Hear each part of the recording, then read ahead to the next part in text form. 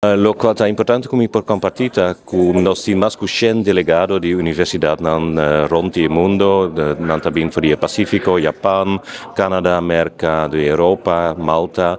Het dat tour Hende qual eigenlijk specializzata in island studies, pero non tien un background hopi differentia, tien Hende qual engineering specialists, climate change, finance, anthropology.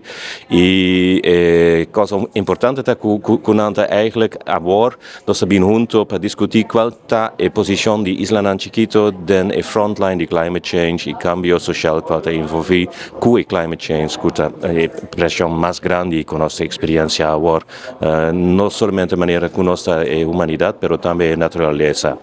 E mainta aqui nós estamos tendo a keynote speech de Fundação Parque Nacional Aruba, com echt explicação hopi largo e grande di retornare con nostinde nella naturaleza e ambiente natural di Aruba. Lo qual è echt nobo nella situazione qui, è di dos ves con nostra organizzare conferencia aquí na Aruba e lo qual è echt nobo con nostra waku e urgencia di cambionan con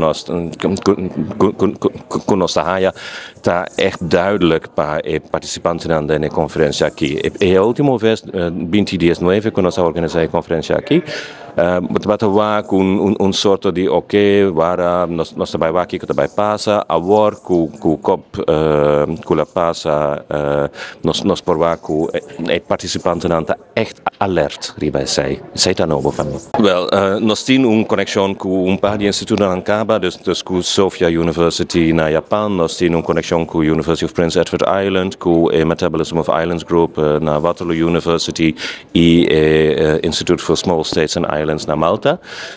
Dus nós está colaborando Caba, pero é bom para que agora aqui full grupo está bem junto e com a colaboração está amplificar. Isso está duidelijk.